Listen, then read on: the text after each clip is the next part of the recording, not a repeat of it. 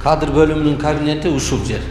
Бул жерде деле мына өзүңүздөр көргөндөй ошо Союздун эски мындай сүрөттөрү калган, тартылган сүрөттөрү. Союздун элементтерин сактап калган бул имаратта почта кызматкерлери иштейт болчу. Кыргыз почтанын Жалал Абад шаардык филиалы дал ушул суук, сыз жана эски жайда иш алып барганына 30 жылга чукулдады. Бул аралыкта имарат бир жолу дагы капиталдык оңдоодон өткөрүлгөн эмес. Жылытуу системасы Кыргыз почтасында илгертен деле болгон эмес экен.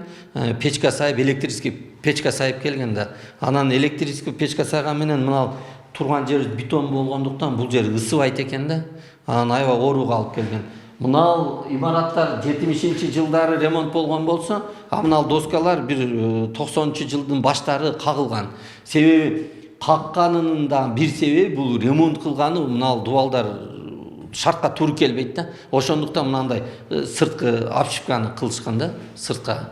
Бул имарат дээрлик 50 жыл мурун пайдаланууга берилип, анын 20% гана иштетилет. Калган бөлүгү жараксыз абалга кептелгендиктен бош турат. Бөлмөлөрдүн шыбынан суу агып, эшик терезелери эскиргендиктен кызматкерлер косметикалык оңдоодон өткөрүп туруга мажбур болушкан. Дегени менен бул аракеттер жаңы имарат салуу муктаждыгын жойгон эмес. Бул жерде 3 жолу өрт болду. Бирок мындай жакшы өчүрүп калдык убагында.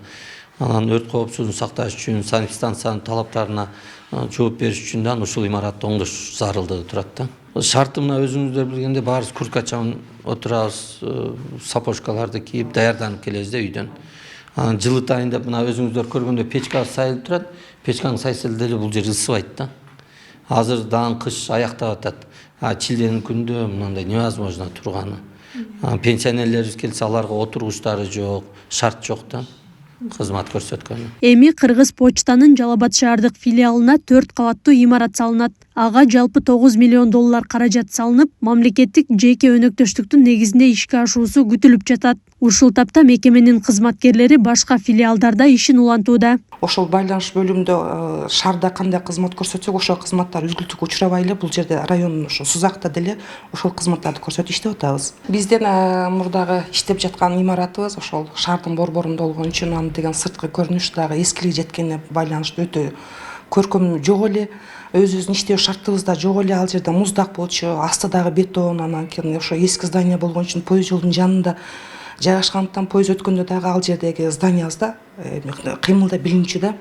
Анан эч кандай шарт жок эле. Акыркы жылдары технологиянын өнүгүшү менен почта кызматынын ишмердүүлүгү талаш жарата баштаган. Дегени менен бул кызматтан активдүү пайдалангандар аз эмес. Алсак мамлекеттик мекемелер, банктар, коммерциялык багыттагы ишканалар жана пенсионерлер колдонот. Анан биз эгер бул жер жаппаса биз банкка өтүп кетсек болот да. Бизди эч ким кармаган жок. Бизден алгыла да эч ким заставить эткен жок. Биз өзүбүз каалайбыз, ушул жерге келебиз, алабыз, акчабызды санап, базарлыгыбызды кылып кетебиз. Мен пенсияны баштаганда эле ушул жерге түшкөн, поштага өткөрүп койдук деген, ошо бары Алтынай деген келинден алам. Бүткүл дүйнөлүк почта союзуна кирген 200 мамлекеттин ичинен Кыргыз почтасы 29-орунда алды. Кызматыбыз албетте көбөйүп атат. Бул базар экономикасында биз ар түрдүү тармакта иштеген аракет кылып атабыз да. Китептерден баштап жанагындай электрондуу торговля деп коет, ошого чейин иштешип атабыз азыр. Жакында эле биздин жетекчилик Кытай мамлекетинде болуп, ал жерде Pinduoduo деген электрондук сатуучу неме бар, магазин, ошолор менен келишим түзүп келдик. Андан сырткары мына Amazon, Ozon, Wildberries компанияларынан Кыргыз почтасы менен тыгыз иштешет. Жалал Абад облусунда Кыргыз почтасы мамлекеттик ишканасынын 7 райондук филиалы кызмат көрсөтөт. Бирок анын ичинде дагы эскилиги жеткен имараттар бар. Акылай Кырабаева, Шерзат Эгембердиев, Регион.